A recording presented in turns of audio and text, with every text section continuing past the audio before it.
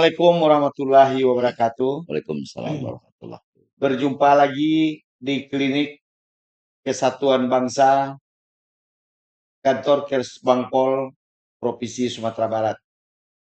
Kegiatan ini terselenggara merupakan kerjasama antara DPD IKAL, Ikatan Keluarga Alumni Lemhanas Republik Indonesia Provinsi Sumatera Barat, dengan Kantor Kesbangpol Pemerintah Daerah Provinsi Sumatera Barat. Saudara sekalian, pada kali ini Klinik Kesatuan Bangsa Kesbangpol Sumatera Barat kedatangan tamu, seorang pejabat yang turut mengurus negara ini. Saya kenalkan, beliau adalah Mayor Jenderal Ridho Hermawan, MSc, Deputi Pemantapan Nilai-Nilai Kebangsaan Lemhanas Republik Indonesia. Selamat siang. Siang, Pak. Siang. Kita tidak tahu apa agenda kegiatan beliau selama di Sumatera Barat ini. Yang jelas beliau ada mungkin beberapa hari di Sumatera Barat ini. Untuk itu kita langsung saja bertanya kepada beliau, tujuan apa Pak? Agenda apa Pak Jenderal datang ke Sumatera Barat? Agak berat ini untuk menjawabnya. Yang jelas kalau ke Sumatera Barat tentunya kita bukan membawa agenda yang menakutkan. Tapi sebelumnya ini asiknya itu saya memanggilnya Bang atau Udah boleh. udah, oke, baik bahasanya. Begini saya kebetulan beberapa waktu yang lalu mendapatkan laporan dari direktur saya. Dia bilang kan, Pak, eh, kita jalan-jalan yuk ke Sumatera Barat. Saya bilang, ada apa ya? Gitu. Jawabnya, kita dialog kebangsaan aja di sana. Sambil makan-makan. Sambil makan-makan Padang. Karena memang ternyata Sumatera Barat itu sangat terkenal dengan nasi Padang ya. Ya, ya. Walaupun setelah saya hadir di Padang ini, saya lihat nggak ada nasi Padang, Pak. Tapi udah coba Pak? Tapi sudah coba. Rendang? Ya, warungnya nggak ada tulisan warung Padang. Kalau di tempat Oh, kami itu warung Padang, aja iya, iya, iya. bukan gitu. Kalau warung Padang di luar Padang, Pak. Kalau warung Padang nggak ada di Padang. Jadi saya bilang, oke. Setelah kita membahas, ternyata kegiatan kita ajak. Kata beliau, kami sudah mengkomunikasinya dengan para pejabat dan teman-teman yang di Padang, Pak, untuk melakukan kegiatan dialog kebangsaan. Lalu saya bilang, dialog kebangsaan itu model seperti apa ya? Kita rencananya ternyata Lemhanas kita membuat program sebuah kegiatan ini ada 2 desain kita datang ke Sumatera Barat. Yang pertama adalah talk show Bakso, kebangsaan, ya. yang kedua adalah dialog kebangsaan. Talk show kebangsaan terlebih kita mencoba untuk memberikan pemahaman kepada kita semua tentang kira-kira persoalan penting apa sih yang ke depan akan kita bisa bangun bersama, dan persoalan apa yang bisa kita pegang bersama. Ya. Siapa tahu pegangan-pegangan yang kita selama ini pegang, ada saja hal-hal yang perlu diperbaiki atau dievaluasi untuk ke depan lebih baik. Nah, tetapi tentunya di dalam pemahaman kita ini, kalau kita ada evaluasi dan perubahan, tetap berpegang teguh pada nilai-nilai kebangsaan. Sementara dialog ini lebih kepada sering sekali pertanyaan-pertanyaan mengatakan, sebenarnya bangsa Indonesia itu seperti apa sih? Lalu karakter yang dikatakan sebagai karakter kebangsaan yang diamankan untuk dibangun di Indonesia itu seperti apa? Oleh karena itu, sarana ini dijadikan dialog kebangsaan. Supaya pertanyaan-pertanyaan itu bisa dituntaskan Ya. jawabannya. Bahwa kita ini bangsa ini kan udah sepakat bangsa Indonesia. Ya, banyak bertanya loh, kok kenapa dikatakan bahwa kita sudah sepakat sebagai bangsa Indonesia? Loh iya, karena tadinya sebelum merdeka tanggal 17 Agustus 45, bangsa Indonesia itu belum ada. Ya. Adanya adalah bangsa-bangsa yang mempunyai ruang hidup di Nusantara. Nah, setelah 17 Agustus, terutama setelah ada pernyataan pada saat Sumpah Pemuda sebagai bangsa Indonesia, barulah resmi ada bangsa Indonesia yang hidup di wilayah negara kesatuan Republik Indonesia. Nah, jadi itu merupakan kesepakatan. Hal-hal apa yang harus disepakati? Itu menjadi pondasi yang mendasar yang harus kita jadikan pedoman bahwa kita ini sebagai bangsa Indonesia bersepakat apabila yang pertama bahwa memang negara yang kita huni ini bernama Negara Kesatuan Republik Indonesia itu sepakatnya. Lalu di dalam wilayah Negara Kesatuan Republik Indonesia itu kita juga bersepakat bahwa ideologinya adalah Pancasila. Kita juga bersepakat dengan catatan bahwa undang-undang yang mengatur kehidupan kita dalam sosial adalah Undang-Undang Dasar Negara Republik Indonesia tahun 1945. Dan Jadi kita juga terus, sebegitu penting Pak, iya Pak. Dan satu lagi dialog Pak, kebangsaan ini. iya penting. Dengan dialog kebangsaan dilakukannya dialog kebangsaan ini, apakah eh, Bapak sebagai deputi pemantapan nilai-nilai merasakan terjadinya abrasi tentang wawasan kebangsaan itu? Oke. Sebenarnya saya mengatakan ada abrasi, tidak juga. Kenapa? Karena sampai saat ini negara kita masih negara Indonesia dan bangsa Indonesia masih utuh gitu. Hanya persoalan bahwa ada semacam koreksi gitu ya terhadap perspektif kebangsaan ini, ya kita tengarai ada, terutama di kalangan generasi muda. Mengapa ini menjadi penting dan kita menjadi suatu fokus pemahaman, fokus kegiatan kita. Anak-anak muda ini kan nanti pada saat ke depan dia menjadi generasi penerus. Tentunya udah dengan saya ini suatu saat akan selesai kegiatan kita, maka akan dilanjutkan oleh adik-adik kita. Nah, adik-adik kita ini boleh melakukan apa saja di dalam Negara Kesatuan Republik Indonesia dan untuk kreativitasnya itu dengan catatan harus bisa mempertahankan Negara Kesatuan Republik Indonesia. Ya, Karena itu adalah eksistensi kita. Itu adalah semacam legitimate bahwa kita adalah sebuah bangsa yang pernah hidup di dunia ini. Nah, di dalam catatan kita bahwa ada hampir 40% lebih adik-adik kita ini terutama di kalangan milenial itu sudah tidak terlalu care terhadap Pancasila gitu, terhadap kebangsaannya. Nah, kalaulah memang terjadi seperti itu, padahal kita katanya sedang menghadapi bonus demografi, maka kekhawatiran kita itu jangan sampai karena dia tidak memahami tentang karakter kebangsaannya. Bonus demografi yang kita idam-idamkan itu malah justru jadi bencana demografi. Oleh karena itu, maka kedeputian kebangsaan merasa penting bahwa perlu adanya wahana untuk bisa dialog atau setidak-tidaknya menampilkan dulu loh. Ini loh cara berpikir Pancasila, cara berpikir bangsa Indonesia ini kayak gini itu. Kalau misalkan belum final, mari kita dialogkan. Mumpung kita ini sebagai generasi bridging. Udah, dan saya kan generasi bridging aja tuh. ya. Menjembatani agar adik-adik ini bisa membawa bangsa dan negara kita menjadi Indonesia emas gitu. Apa bentuk target jangka pendek, Pak? Target jangka pendek yang kita harapkan adalah yang pertamanya ada kesadaran.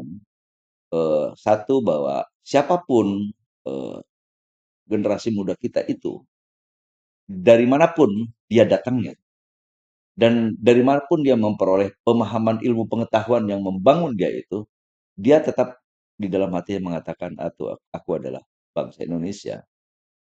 Right or wrong is Indonesia. Itu harapannya.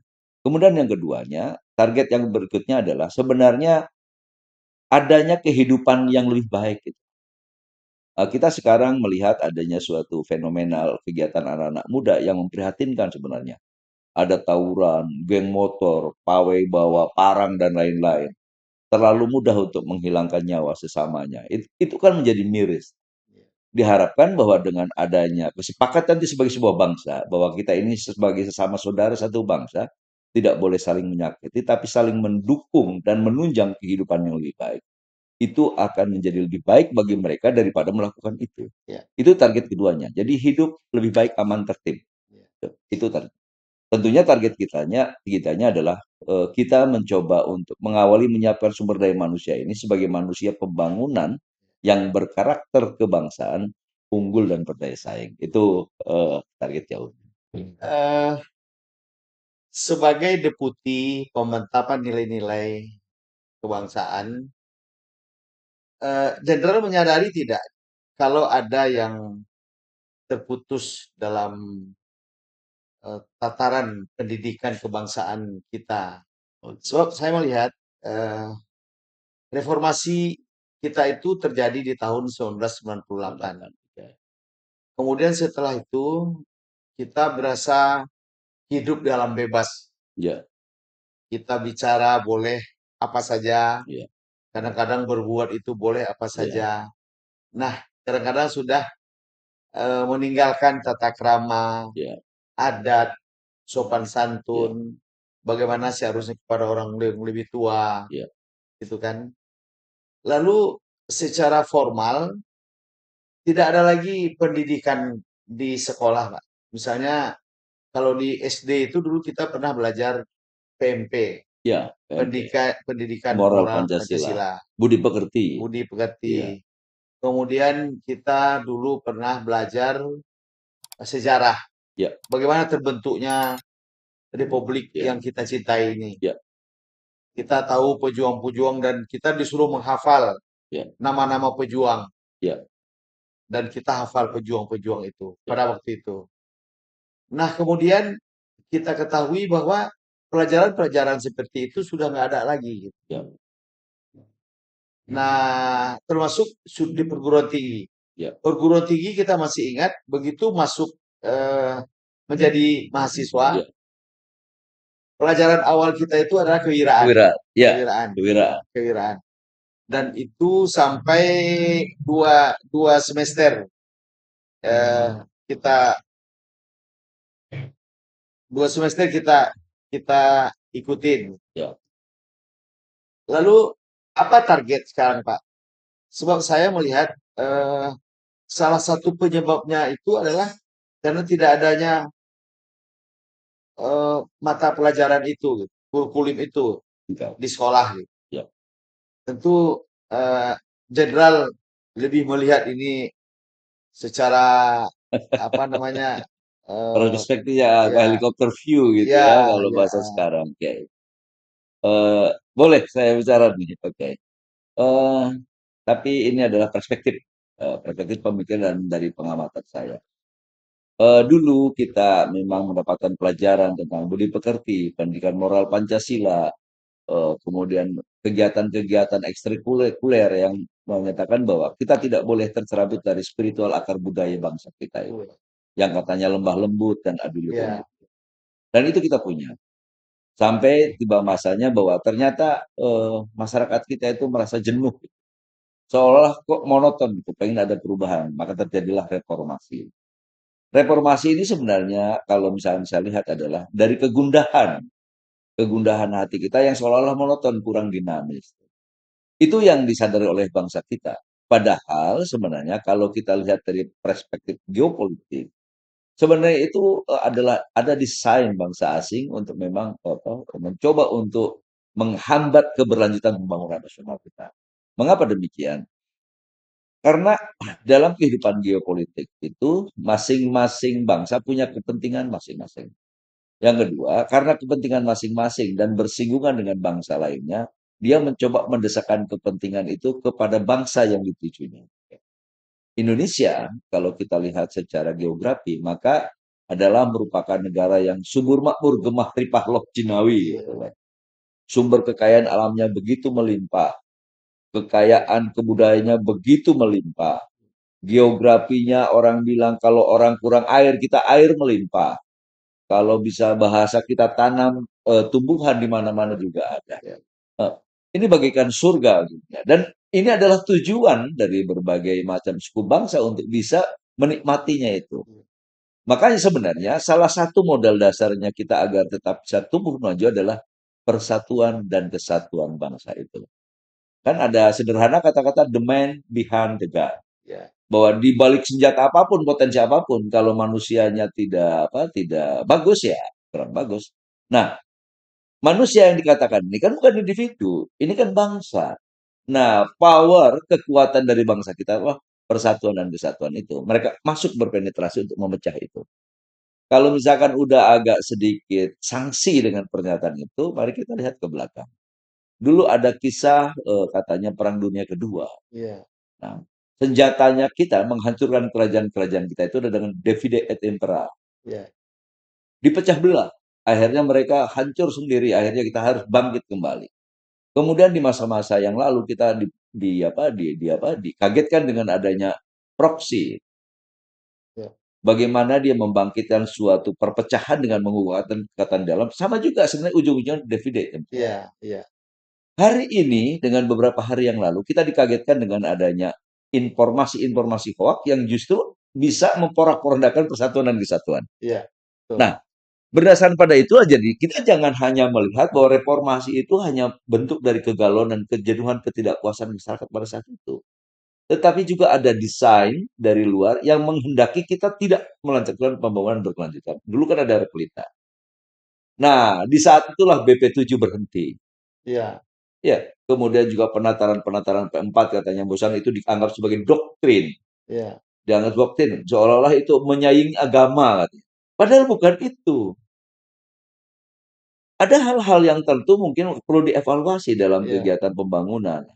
Nah, setelah hilangnya itu, maka euforia kita seolah-olah masa lalu adalah masa lalu yang membelenggu kebebasan, iya, betul. mencari formulasi kebebasan. Padahal kegiatan apa bentuk yang diusung adalah reformasi kan?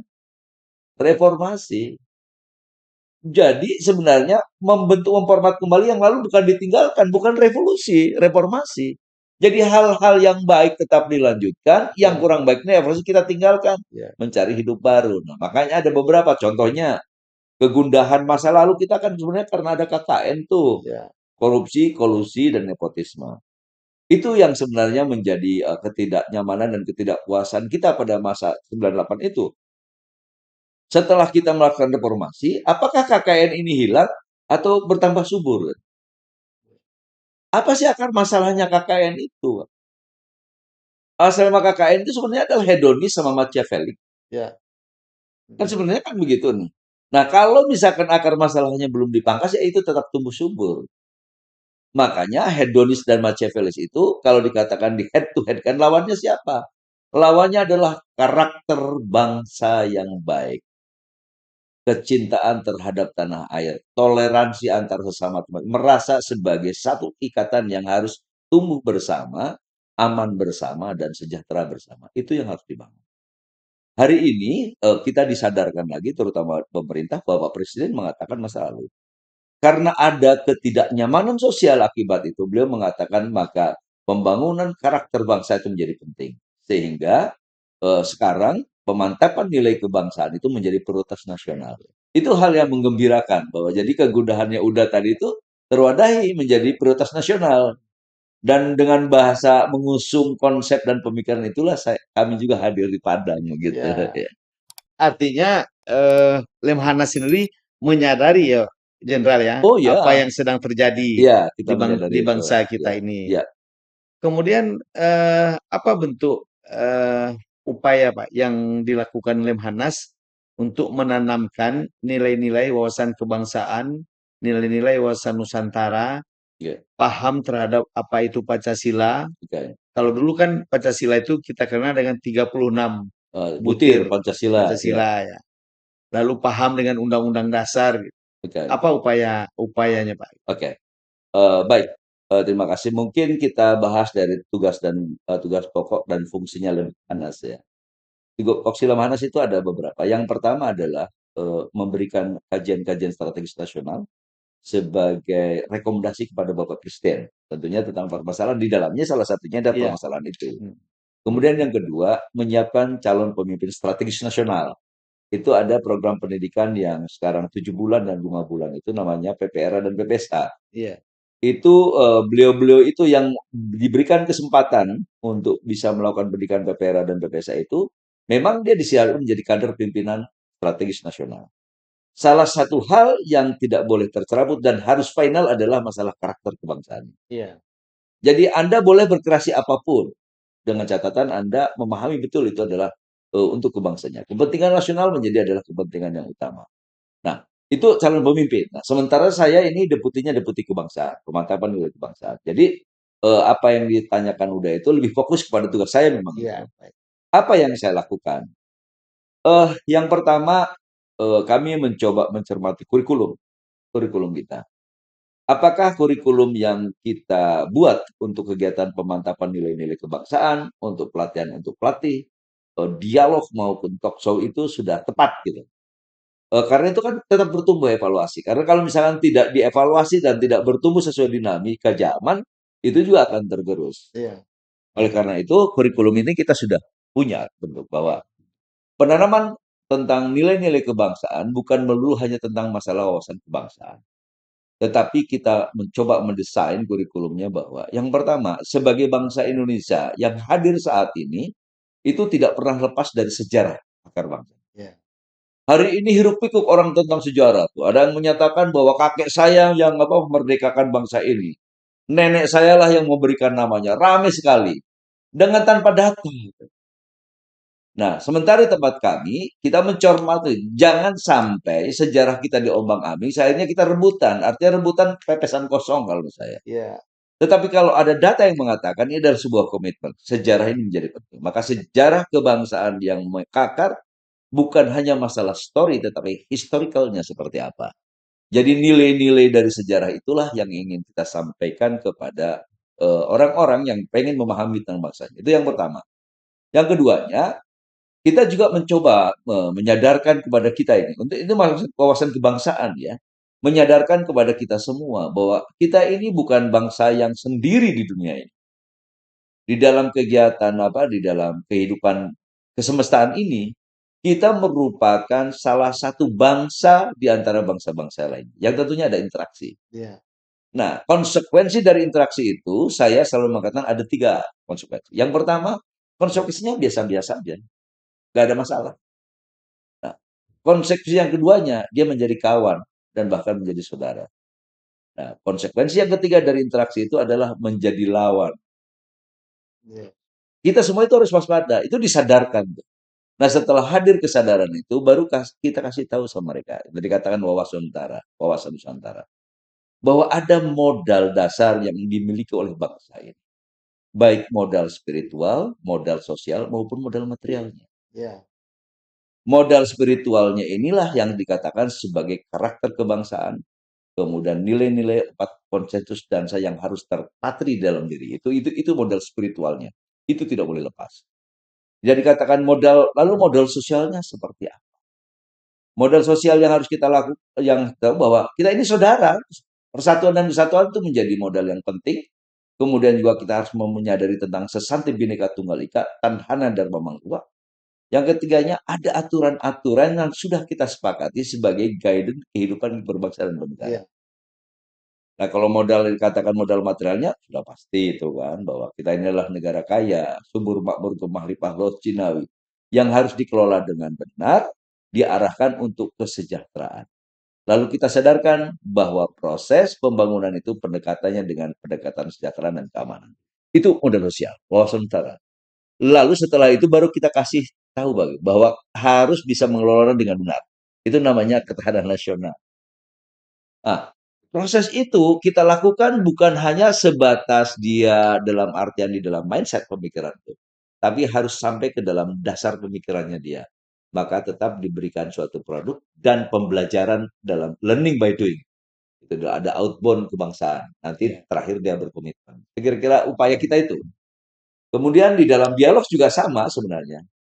Sudahlah kita bicara, kalau bicara dengan pada petik kebangsaan, kita bicara ini bahwa kita ini bangsa Indonesia, ini bangsa kita, negara kita, milik kita, harus kita olah bersama-sama oleh kita, Iya. dinikmati oleh kita sekarang juga. Tapi jangan lupa harus juga menyiapkan kehidupan generasi yang akan datang. Itu sebenarnya itu dari teman. Kembali ke masalah program. Tadi Jenderal menyatakan bahwa untuk menyiapkan pemimpin itu ada program di Lemhanas itu PPRA Ya, dan PPSA. ya, Tapi itu kan tingkat elit, Pak, iya, tingkat elit. Lalu untuk tingkat middle dan lower ya. ke bawah, apa yang dilakukan oleh Lemhanas? Oke. Baik. Lemhanas untuk tingkat high kata Bapak itu untuk pemisahan negara PPRA dan PPSA. Ya. Kebangsaan juga bukan hanya di tingkat tingkat middle, bukan. Ya. Beberapa waktu yang akan datang, kita diberikan kepercayaan oleh negara untuk bisa memberikan sedikit share Ya. dengan para calon legislatif terpilih tahun 2004. Ya. Itu juga sama, termasuk teman-teman yang nanti terpilih dalam DPD RI. Ya, sama para kepala daerah. Kami juga diberikan ruang oleh negara untuk bisa berkontribusi. Itu di level tengahnya temuan nilai. Lalu di level menengahnya seperti apa? Di level menengah memang kita melaksanakan kegiatan TOT, kemudian kegiatan juga pemantapan nilai bagi teman-teman widaiswara, dosen, para pejabat di birokrasi TNI dan Polri itu ya, di level 4 dan 5 eselonnya. ya, Nah, lalu yang di level bawah seperti apa? Kita juga coba mendesain kemitraan. ya, Kemitraan yang teman-teman rupanya teman-teman yang di perusahaan, kemudian teman lain juga, dia menilai sebenarnya kalau orang itu sudah memiliki karakter kebangsaan dan berkomitmen bahwa dia harus berkontribusi terbaik terhadap negaranya, dedikasi terhadap perusahaannya juga baik gitu. ya, ya, Itu di level apa? Di level itu kita juga menjamin kemitraan mandiri ya. dengan mereka dan kalau tidak salah nanti beberapa waktu yang akan datang bulan depan ini kita akan berkontribusi dengan adik-adik yang tergabung dalam Paskibraka. Ya, Diharapkan dia menjadi volunteer ya. bagi duta-duta kebangsaan bagi teman-temannya seangkatannya. Kalau program untuk anak sekolahan, Pak, Eh, SD, SMP, SMA gitu. Oke, sebenarnya itu program yang SD, SMP, SMA itu kita hanya sebagai supervisor. Jadi kami gini, kita mungkin udah kan sebenarnya alumnus juga kan? Ya, Ah, ya, alumnus. Termasuk juga di sini Pak Kakes Bangmo itu kan ya, alumnus juga. Ah, beberapa teman alumnus sebenarnya yang dicetak oleh Lemhanas itu sebagai calon pemilih strategis nasional juga adalah sebenarnya para guru itu, para guru-guru, para wisesa yang berkewajiban menularkan itu. Nah, jadi di daerah itu sebenarnya kan ada Kakes Bangpol. Kemudian yang kedua, banyak juga alumni teman-teman yang sudah tersadarkan tentang Pancasila. Seharusnya bersinergi kepada di level tengah ke bawah itu. ya. Jadi orang memang itu kalau misalkan sudah kita mendapatkan sertifikat bahwa kita sudah pemantapan nilai kebangsaan, sebenarnya dia memiliki kewajiban, bukan berhak lagi. Memiliki kewajiban untuk menggelorakan Ya. nilai-nilai kebangsaan kepada lingkungannya di dalam levelnya. Kenapa tidak dimasukin ke kurikulum aja, Pak? Oh ya, kurikulum pasti kita sudah berkomunikasi. Kalau Heeh, kurikulum kan sudah ada. Kita juga iya, bersinergi dengan BPIP, kemudian Kementerian iya, Pendidikan. mhm, Beberapa saya juga memberikan ceramah dan ceramah bahwa pendidikan itu bukan hanya sekedar memberikan pembelajaran pengetahuan kepada generasi muda, tetapi di situ juga harus menjadi pembentukan karakter. iya, Yang saat ini tadi kan sudah menyampaikan, kok kayaknya sekarang kering sekali gitu. iya, Nah, tapi juga tidak semuanya kalau saya lihat data.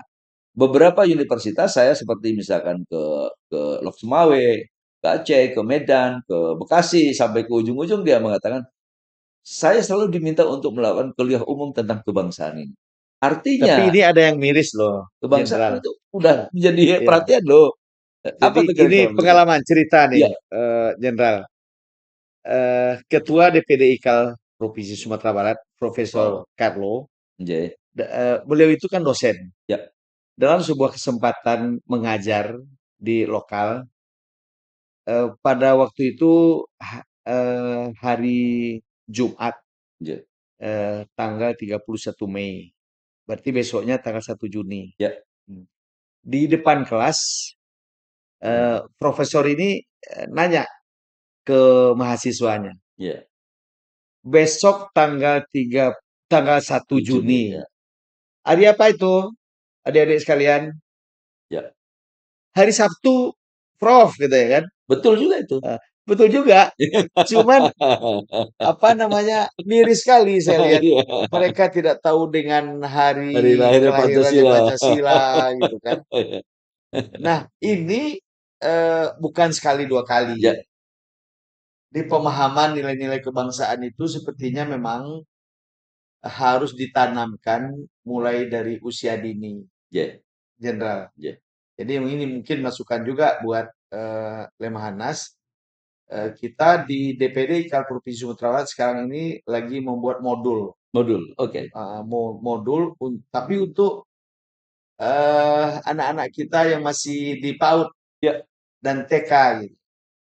Jadi kita akan mencoba memberikan pemahaman tentang wawasan kebangsaan, tentang Pancasila dengan pola permainan. Oke. Nah, menurut rencana ini akan diluncurkan akhir Juli ini sekitar tanggal 23 Juli Ya, bertepatan dengan Hari Anak Nasional. oke. Jadi Jadi lebih kita kalau itu saran mungkin lebih pembiasaan untuk berbuat baik gitu ya? Oke. ya Berarti itu sejalan juga apa yang uh, disampaikan oleh Pak Presiden Jokowi, ya harus dihabituasi gitu ya. ya Itu keren loh, ya. itu keren ide itu. Mungkin bisa jadikan suatu model nanti untuk Iya, apa, model untuk nasional dari iya, Sumatera Barat. iya dong. Nah, Sumatera Barat selalu apa, menjadi eh, model. Saya dengar tadi sebenarnya itu Negara Kesatuan Republik Indonesia itu juga yang mengusung pertama untuk menjadi Negara Kesatuan Republik Indonesia adalah masyarakat salah Sumbar satu juga putra loh. terbaiknya Sumatera Barat. Iya, Ya, Muhammad Hatta. Muhammad Atta. Iya, ya. Kenapa tidak sekarang kita mencoba membuat model untuk bagaimana menanamkan Ya. karakter untuk berbudi pekerti yang baik dan berlandaskan ke kecintaan terhadap bangsa tidak dari Sumbar. Nah, dari sanalah eh, jenderal kita di Sumatera Barat melihat bahwa terjadinya ya mungkin yang paling pas itu kata abrasi.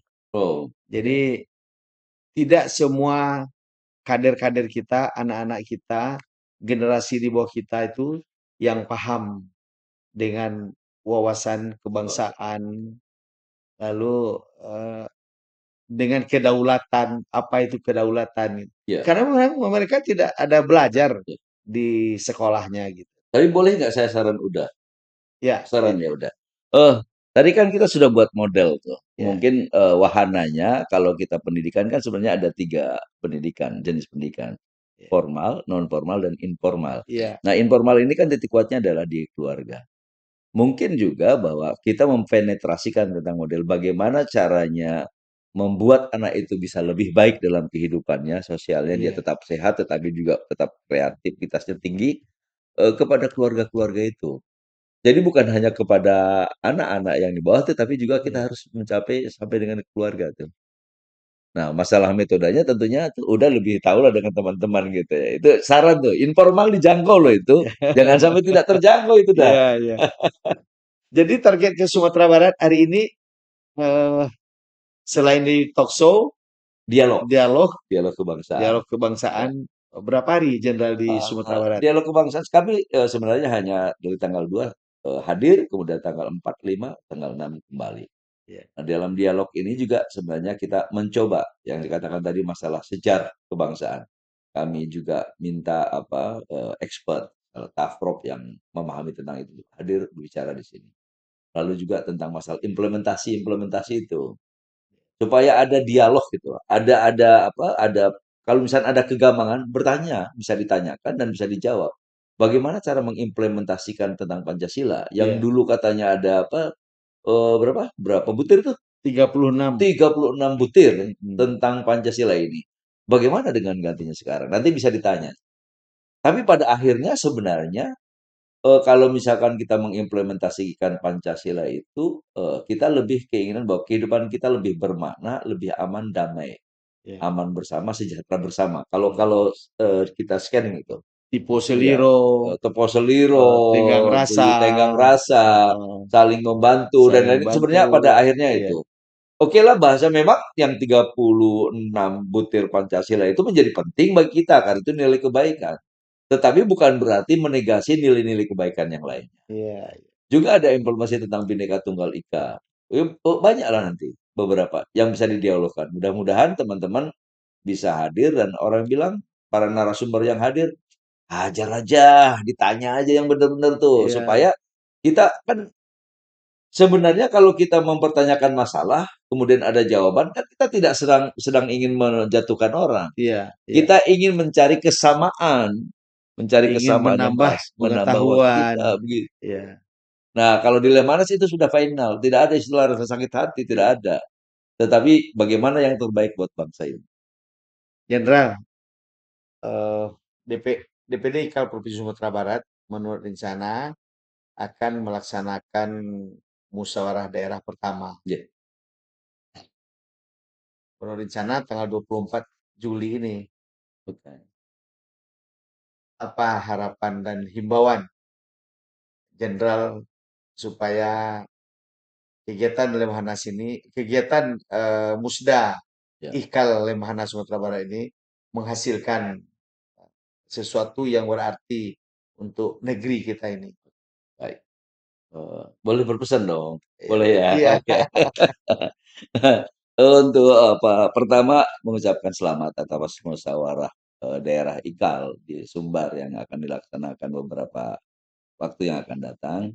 Kemudian yang kedua, teman-teman sekalian yang IKAL yang memahami tentang bangsa ini dari mulai sejarah, kemudian posisi kita, kemudian hal-hal yang menjadi potensi kita untuk bisa lebih maju dan bagaimana mengelolanya adalah sebenarnya adalah teman-teman yang sudah mengenyam kegiatan pembelajaran di Lemhanas. Jadi tentunya kita harus bisa berkontribusi positif untuk menyampaikan tentang bagaimana berkehidupan berbangsa, bernegara Indonesia yang baik itu. Istilah kami harus mampu menggelorakan kembali iya, tentang keindonesiaan ini. Jangan sampai seperti tadi terabrasi itu. Adik-adik yang muda ini kan menjadi generasi penerus kita. Tidak mungkin teman-teman IKAL yang mungkin sudah tua seperti saya ini akan hidup terus kan. Pada akhirnya ada adik mudalah yang meneruskan estafet ini. Maka dia menjadi modal dasar kita untuk punya harapan kehidupan lebih baik. iya, Mau tidak mau, suka tidak suka, mereka harus ditanamkan dalam karakter kebangsaan dan diberikan pencerahan. Tidak mungkin dong kita menyerahkan bangsa ini kepada pemuda negara Amerika, kan tidak mungkin. iya, iya. Adik-adik kita juga. Sebagai pesan saya juga, kalau memang sudah seperti teman-teman IKAL, mohon juga membantu mempersiapkan sumber daya manusia kita ini ke depan, terutama misalkan di daerah Sulbar. Tahun 2030 itu sudah masuk dalam fase bonus demografi. Artinya sudah mulai sekarang kita mempersiapkan adik-adik kita ini supaya bisa mengawaki masa itu di Iya, zamannya. iya, Tahun 2045 kita harapkan di 100 tahun berdirinya Indonesia kita mencapai mercusuar, menjadi negara yang baik. Dan kuncinya tetap the man behind the gun. Jadi mau tidak mau, suka tidak suka, mohon izin pada saat musyawarah daerah untuk digelorakan kembali. Bagaimana mempersiapkan sumber daya manusia ini untuk dihadapkan kepada tujuan kita menjadikan Indonesia lebih baik. Mungkin itu udah.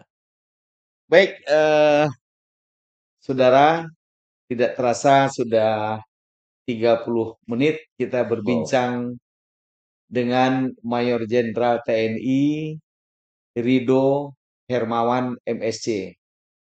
Beliau salah satu pejabat di Lemhanas RI. Dan beberapa hal mungkin sudah membuka cakrawala pemikiran kita, wawasan kita tentang kebangsaan. Menutup dialog kita, kita harapkan Jenderal menyampaikan closing statement-nya. Oh, perlu ditutup nih. Ya, Oke. kita tutup. Buah mangga, buah keladi. Sesuatu yang harus kita menjadi bangga, haruslah itu terjadi. Kita selama ini tetap menjadi bangsa Indonesia dan itu harus abadi. Saudara-saudaraku yang di Sumatera Barat, teman-teman IKAL dan semuanya terutama generasi muda, selamat mempersiapkan diri untuk menyongsong masa depan agar kehidupan Indonesia ini bisa lebih baik. Salam Pancasila. Terima kasih. Salam Pancasila. Baik, saudara sekalian, eh, terima kasih Anda sudah menonton podcast Klinik Kesatuan Bangsa kantor Kesbangpol Provinsi Sumatera Barat ini. Semoga kita ketemu lagi dalam edisi di depan. Terima kasih banyak, maaf bila taufik wal hidayah. Assalamualaikum warahmatullahi wabarakatuh. Waalaikumsalam warahmatullahi wabarakatuh.